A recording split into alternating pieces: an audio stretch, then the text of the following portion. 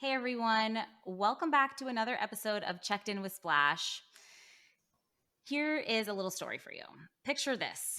You're a B2B marketer who recently executed a dinner roadshow for your company, stopping in your three top markets, let's say, to help late stage deals close faster. The dinners were a hit, and you got feedback from the sales team that the reps who had prospects at these dinners saw an increase in sales velocity in a major way. So, this was a significant win for team revenue for your company. Sounds great, right? The only thing is that no one else saw how much work and how many hours you invested into these three dinners. And now your CEO wants you to recreate that success at scale. At this point, you've got about two options. Continue charging forward with brute force, burning yourself out, maybe your team and resources, without being able to streamline your processes or effectively measure your results. Or you begin the search for a tool that can help you power everyday events at scale that are totally on brand, compliant, measurable. And let's go with the second option here because we're all about working smarter, not harder. All right. Okay, so at long last, one day you hear about a tool that offers all the features and functionality that's important to you and essential to the task at hand. And you know that if you had it, you could seriously increase the ROI of your efforts. But there's just one more thing in your way. You've got to build a super strong business case that your CFO will sign off on. And in many cases, I mean this figuratively and maybe even literally.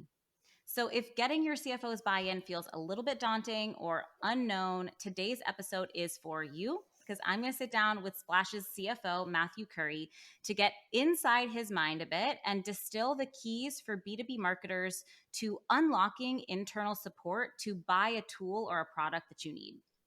So, let's go ahead and get checked in with Matthew.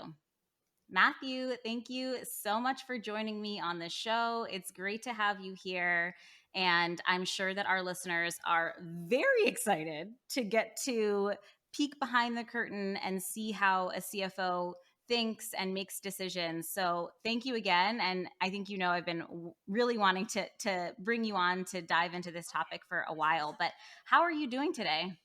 I'm doing good, and I was smiling somewhat serendipitously at your intro because it reminded me of a lot of real life scenarios, not just a howl from the margins kind of thing. That's like what we see a lot, both with potential clients and then here within and in Splash on different topics. Yeah. It is, you know, of course, if you're a B2B marketer, if you can get your CMO's buy in, that's awesome. But at the end of the day, a big purchasing decision like a new software for a company, I'm sure a CFO or a finance team needs to be involved in that. No, Uh, it's our moment in the sun, Camille. We are out and about like never before, yeah. in a good and bad way, I think sometimes. But yeah, Yeah. I'm certainly in a lot more of those conversations than I was in, say, like 2018, 2019. I I understand, right? I think, we're in the market is different for everyone these days. And so decisions need to be made differently. There are maybe different business priorities, or different factors at play. But I want to go ahead and kind of dive in. Um, my first, I think just to get started, because you and I, when we were talking about doing this, we recording this episode, we had talked about like, well, how can we make this episode really informative and also helpful and actionable.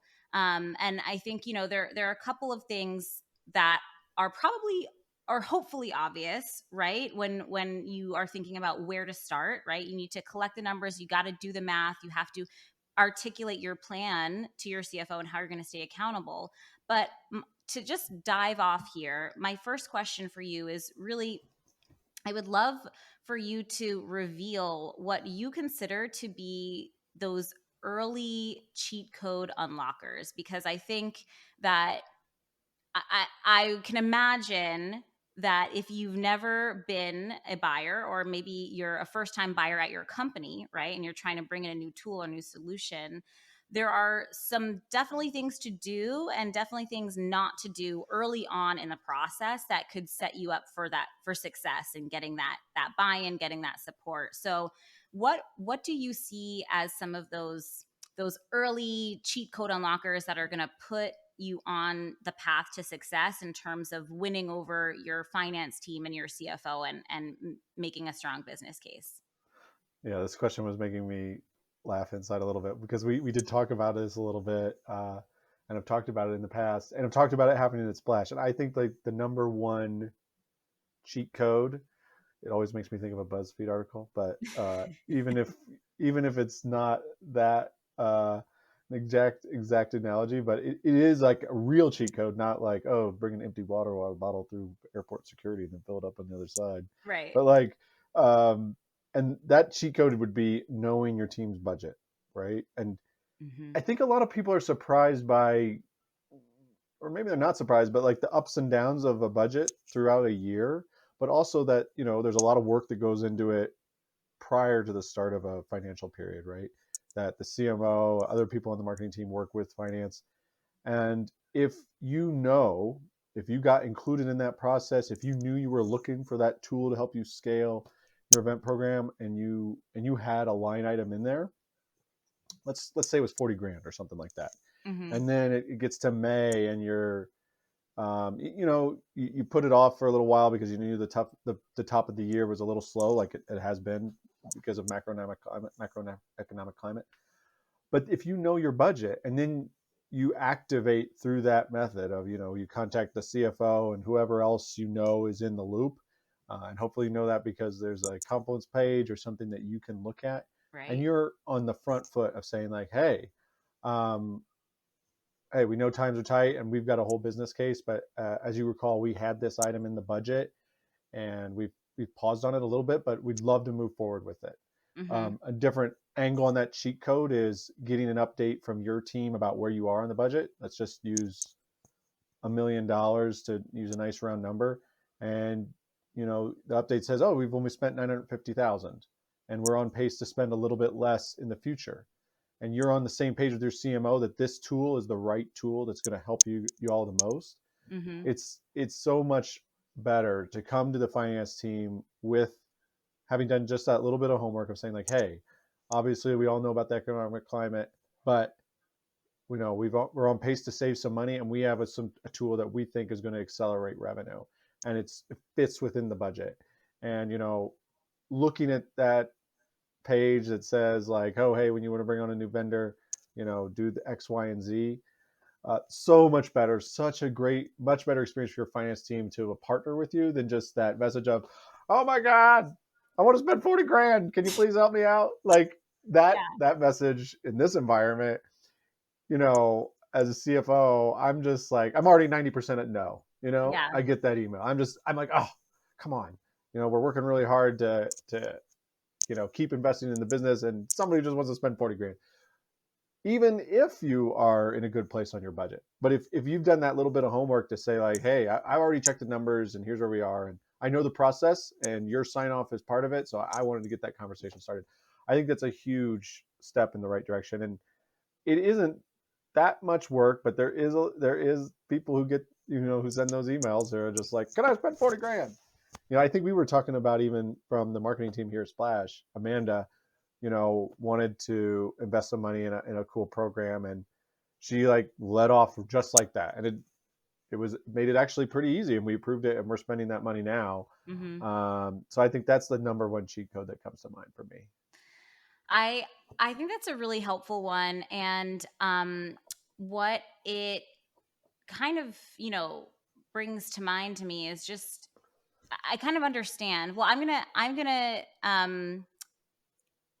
let you know what I'm thinking, right? Why this is so important. I think is because what it demonstrates to your finance team, to your CFO, is that you you know what you're doing, you've done your due diligence, and that builds trust, right? I think at the end of the day, the reason why you need to build a strong business case is because you need to make sure that there is mutual trust between all of the internal key stakeholders that trust in like the person who's driving this, right? There's got to be at least one person internally who's pushing for this. Is probably you if you're trying to get your CFO's buy-in, right? Yeah. And you know, you want to make sure that you're instilling confidence and that trust that you are recommending a smart business decision and investment ultimately. So it makes total sense that, in order to do that, you have to demonstrate that you have some understanding of where the budget is and that there is space in the budget. Um, and yeah, I think that makes complete sense to me. Yeah, Um, building that trust. I mean, that I think in this day, this time period, you're going to be going through all the steps of the process. There's no skipping, right? Like in 2018 and 2019, again, I'll just use that time period as a reference. I think when people were growth at all costs, kind of like, there's a chance you might get to skip a few legs of the process, right? We might get to skip an approval because it's just like, wow, this is a great opportunity. Let's just go at it as fast as we can. That's yeah, not happening now. So you're going to go through every step. But if you have the trust that you just referenced, it's like we're all trying to get through those steps as quickly and collaboratively as we can hmm, versus if no homework done, it doesn't feel like you're that serious. It feels like you might not be thinking about the company as a whole. You're just thinking about one siloed item. So right, by doing that early work and coming with a little preparation and knowledge about the budget and like finance people, most of the time we like to talk about budgets and stuff. So if you just send us an even like a message just being like, hey, can you give me I'm interested in this, I want to make sure I'm delivering ROI, can you give me an update on the budget, even that is a much better way to start a conversation than I've already picked out something I want to spend money on. So right. I think there's those little things you can do that just they do build the trust, and you get a reputation for caring about the company and the process and that you're serious. And then it's like a self-reinforcing things where you can develop that relationship that makes things maybe this year but then also next year easier. And Yeah. it's a good place to be and working with your finance team. Okay, so Matthew, we talked a bit about, the first cheat code unlocker. Best rule of thumb is to, check your budget and make sure you have an understanding of what the current budget is, especially if you have budgeted for it. If there's a line item for it, that's great, right?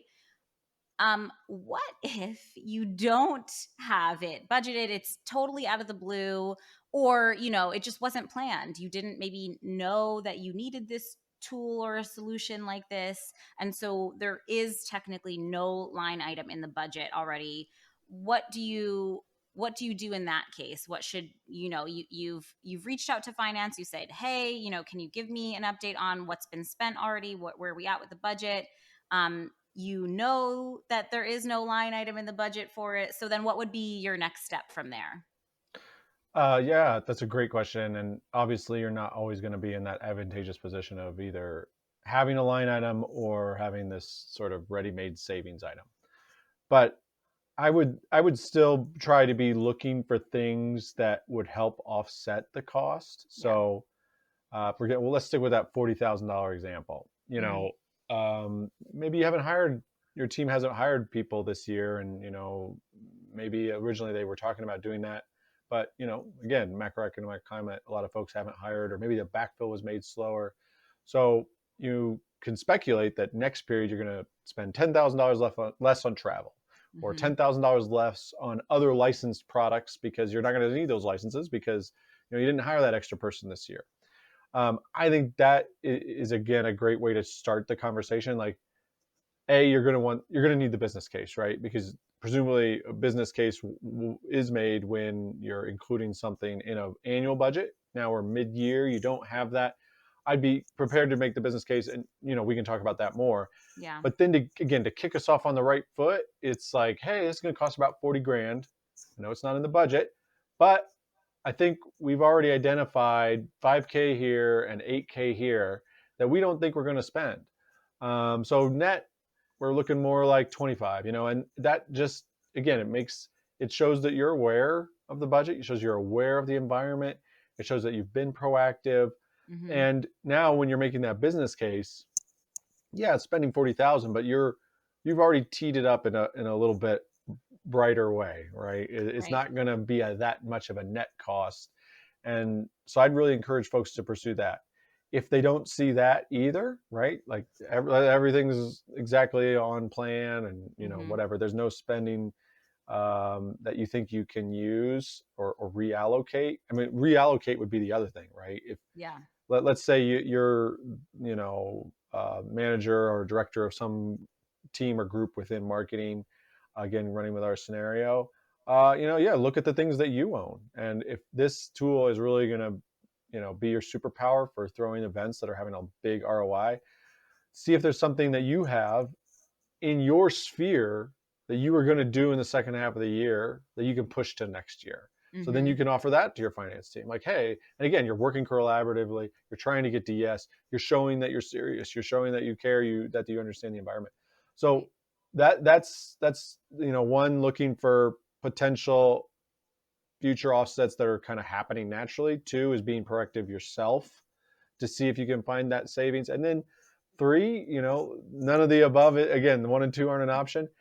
We're going to probably look at that business case harder. So that's kind of tees up probably where we're going next, which is Yeah. making that business case for a from scratch investment, which can still be done. It absolutely can still be done even in this environment. So, Yeah. I mean, maybe that's what we start talking about next. I think so because, my mind is going to, okay, great. So, how do we build a really strong business case? And what are the questions that we need to have answered that you're looking for as a CFO, yeah, what are those key questions that you need to make sure as a B2B marketer, if you are the one leading the charge for building the business case, that they get answered. Yeah. In our company, in our environment, and I think for most probably, is this going to impact revenue? Mm, That's the first question, right? And we can say in the event example, yes, it will. It's going to accelerate deals. It's going to hopefully, bring more expansion opportunities, more right. chance to touch base with your current customers, which is, in this environment, that's a real thing that I think most companies experience. That right now, it's much easier to demonstrate value to current customers and encourage them to spend a little more money with you in a way that's advantageous for both of you, Right. than it is to get a net new. But you know, I would. That's the first question: is will this impact revenue? And Mhm. then how are we going to answer that? I mean, a real simple funnel is probably the best way to start, right? I don't think Okay. anybody's going to expect you to recreate Monte Carlo model. That's a little Is that a geeky finance joke? model, yeah. But you do need to show like, okay, these three events that I brute force made happen. You know, Mhm. an average of 120 people showed up at each one, and maybe it wasn't very much time between the last one you did, but you see the first one where it's like 120 people showed up. You know, 30 people followed up with an expression of interest or something like that, and we've now got 12 opportunities in the pipe. Our Mhm. win rate is 20-25%, something like an average. So this is helping influence you know x $100,000 of opportunities. um, Now you can get infinitely more complex than that in terms of like, well, maybe some of these people were already interested, maybe they weren't. My position would be, as a finance leader, I'm not going to put that on the marketing team or anybody really. That's our job if we want to go multiple layers deeper. Mm. You work with us on that, but I think you setting out those kind of high level funnel numbers, Mhm. that again, that gets things going on the right foot. Yep. We can have a more detailed discussion afterwards, but you've really shown that line from the investment to the revenue, right? And that's just, in this environment, it's almost a must have, right?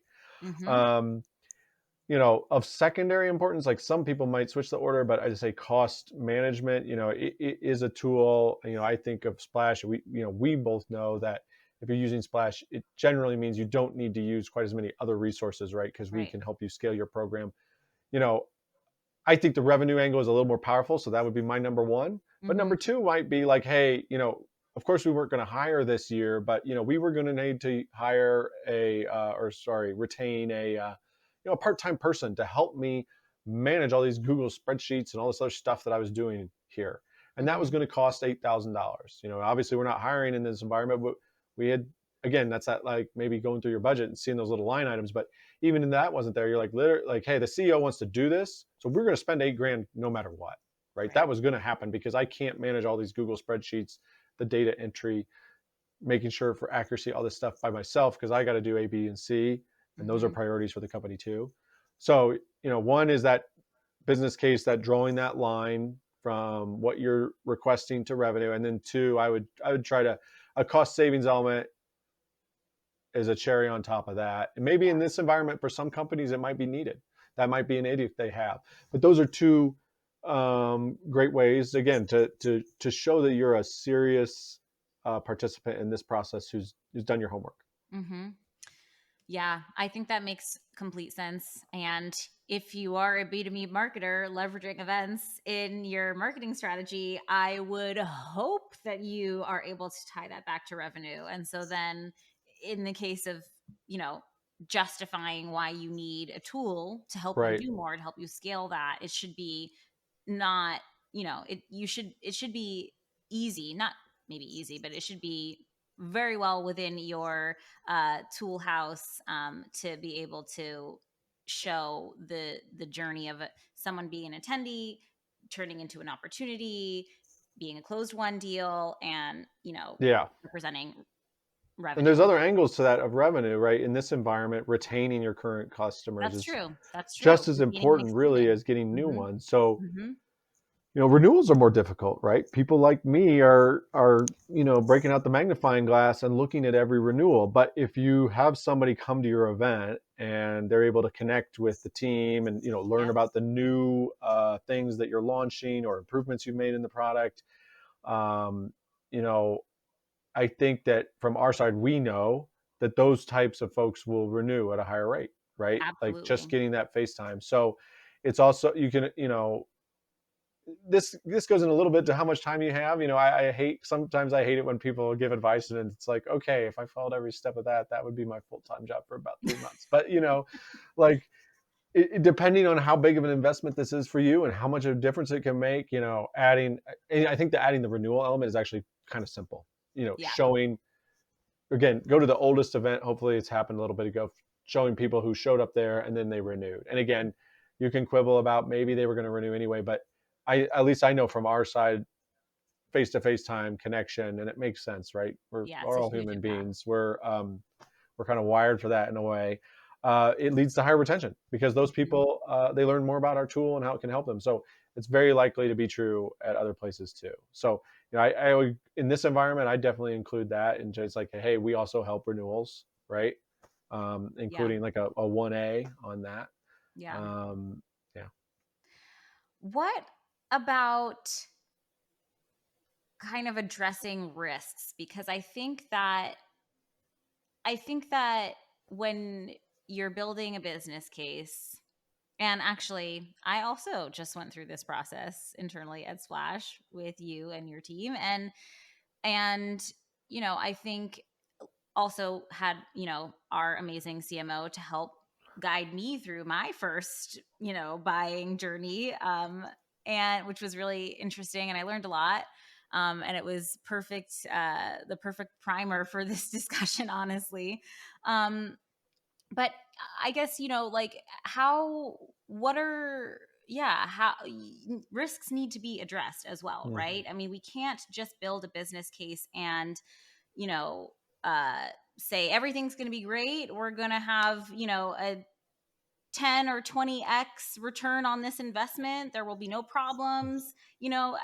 We live in the real world and Yeah. there might be hiccups, and so how do you prepare for that? How do you kind of be the responsible kind of steward, right? Of assessing risk and making sure that you're not hiding any maybe yellow flags that you're seeing in the buying process. I think it can be, having been in this position recently, right, I felt like I was the internal champion for this, for a tool.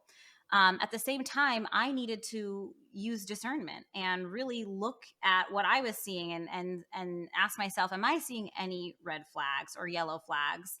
And then also needed to, allow Kate, our CMO, you as our CFO, and other key stakeholders involved. Are there any other risks? Right? We had to have that conversation about what are the risks at play here potentially. So, what are your thoughts on navigating that aspect of the journey, of the buying journey, when you're trying to get that internal buy-in and support? Yeah, another great question. I mean, it might depend a little bit on your specific company. So Yeah. different companies have different approaches to risk. What I would recommend is trying to test some of those hypotheses that, let's just say we just went through the example. We said 120 people are going to show up hopefully to this event. You got 30 inquiry interests. It turned into 12 ops, and our average sale is $25,000 and our close rate is 20% or whatever. Running it the same way with like, oh, what if only 80 people show up at the next event, right? So testing it a little bit yourself, um, that can help you find if you have one massive risk, Mm-hmm. which is something you would want to identify. Like in this example, you were talking about you'd ran 3 events already. Let's say you're hoping that for the rest of the year, you're going to run 6 events Mm-hmm. because this tool is going to help you run more events. Um, but then you run it once, and if the one event in New York City doesn't happen when you run your little experiment model funnel, the whole thing falls apart because that was the biggest event, and that was, and you happen to know that that's when people are busiest on your team, and maybe this CEO won't be able to show up, and maybe that event will get canned, Mm. right? So I do think that there's some testing that you can do on your side to identify the risks. Okay. So when I think about events, I think about number of people going to show up. That's Mm-hmm. the key event.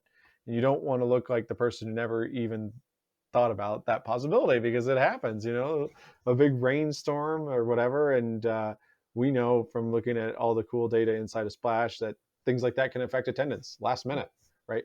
So having, if you're presenting your business case, and maybe your business case is a slide deck, maybe it's a 4-page memo, I don't know what it is, but you say, hey, risk number one, if more than 2 of my 6 planned events don't happen, uh, ROI will be more, it might be 0 Mm. in year 1. Mm-hmm. Even that is if you can get to there, that's a victory, because A, you've identified that risk, but B, you can show that it's not like a disaster if something, one event doesn't happen. It's just like, hey, we're building a strong business case, and we do think there's going to be whatever 10x return. Mm-hmm. But here's, even when we test it, this still isn't a negative. It's just won't be quite as positive, right? Yeah. I think that puts a good spot for you to be on. I love it when somebody has, in whatever format they use, a 12-page slide deck, 3-page memo, whatever. At the bottom, it says risks, and they've identified, because they know it way better than us in finance. Mm-hmm. They know putting down the 2 or 3 real risks that you see, and hopefully there's a little bit of mitigation, but then you can't mitigate every risk. Right. Again, it's building trust. It's showing that you're part of this process. You're not trying to just jam something through as fast as possible. So, and if you don't think of it, I guarantee you that we are, right? Like, we're not in this, especially in this environment, we, the finance team, the accounting team, we're going to look bad if um, one of those bad things happens and nobody asked the question, right? So we're almost, I know I am now, when we field these new requests, I'm trying to think about the risks, and I Mm-hmm. can't think about them as well as the business owner, because the business owner knows them the best. But if the business owner comes up with nothing, then I want to challenge myself to find some reason it could go wrong, because I'm going to at least want to ask that question, and probably more than one. So if you've already identified 1 or 2 or 3, you can identify them and sort of deflate that risk a little bit by addressing what you'll do. Hey, if our event in New York City just gets canceled, I'm going to reschedule it for early 2024. Mm-hmm. So like, hey, it'll be a shift in the value realization, but it won't be a loss, right? Like that, Right.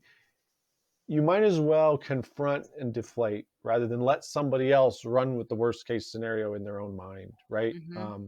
I believe that when it comes to group people working with me, it's also the same kind of approach I take, right? If we're trying to raise money or something, I'm going to present a downside scenario to the potential investor Mm-hmm. just because I want to show I'm responsible. I'm not going to just pretend that things are always going to be hunky dory. So I think that's the track I would use. That you don't want to overdo it, right? Again, Right. you're selling it to me Right. in this scenario we're talking about. But if you have nothing, I think that's not great.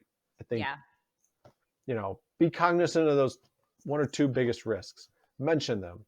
Say what you'll do if it happens. And it doesn't.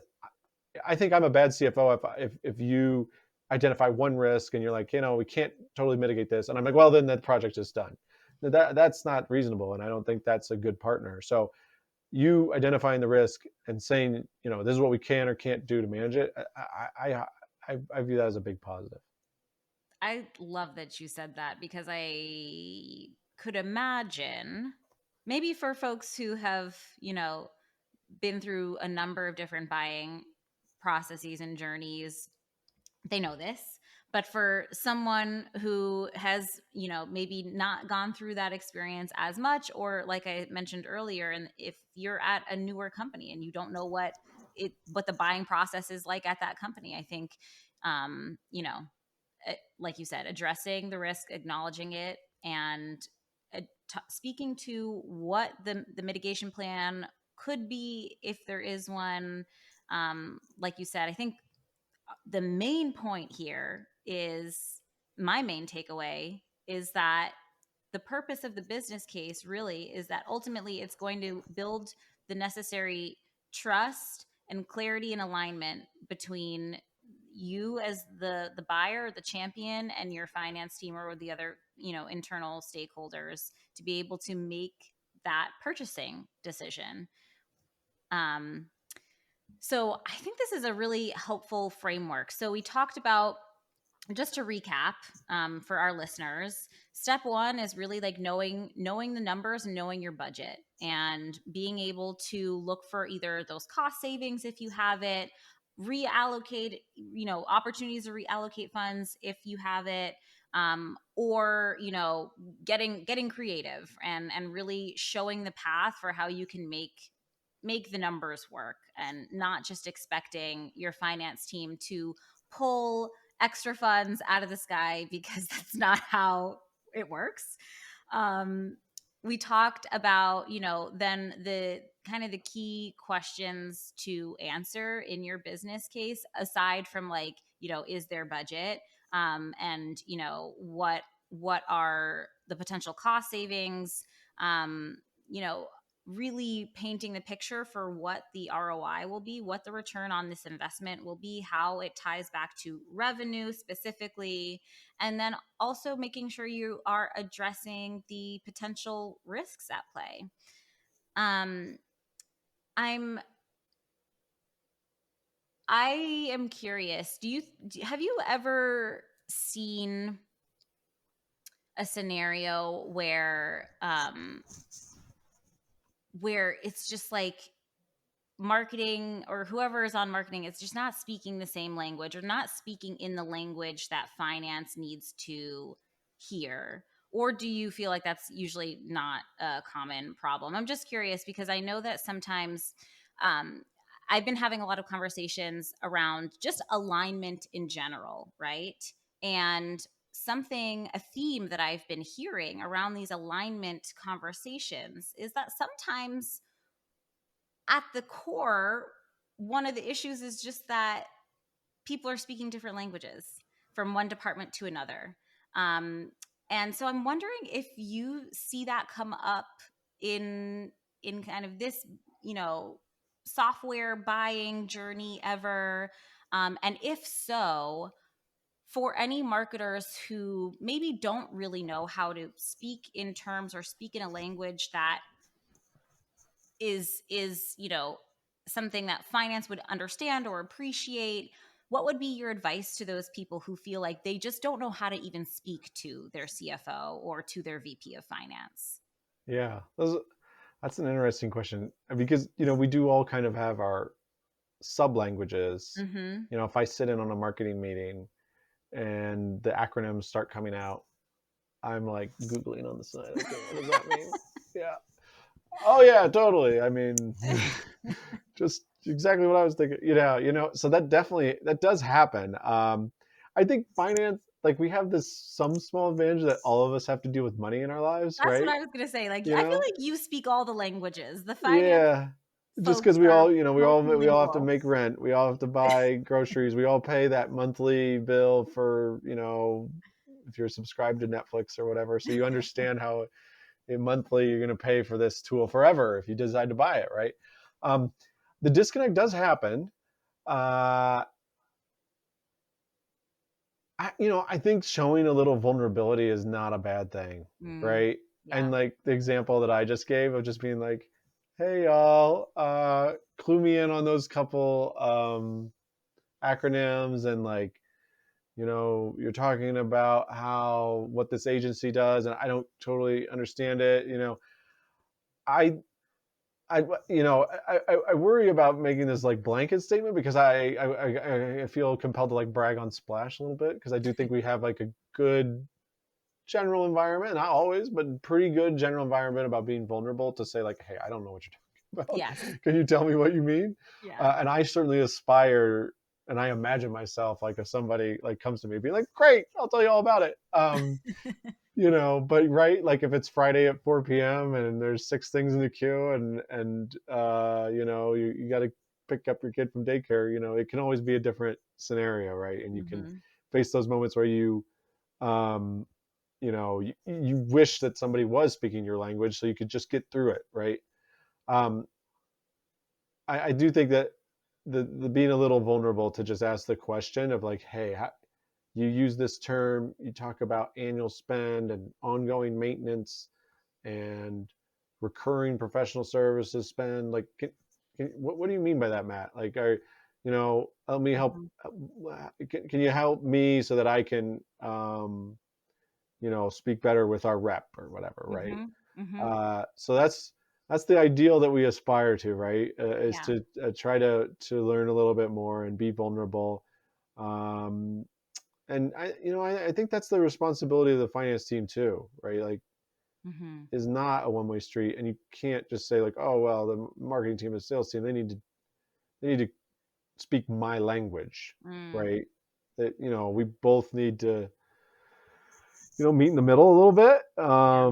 If either one isn't willing to do a little extra, then that's not a great place to be when you're trying to get a new project over the line. So that is that's the little extra tax that we're all paying right now, I think, with this environment, right? But Yeah. hopefully it pays off for your career long term to learn a little bit of that language and to invest a little bit there.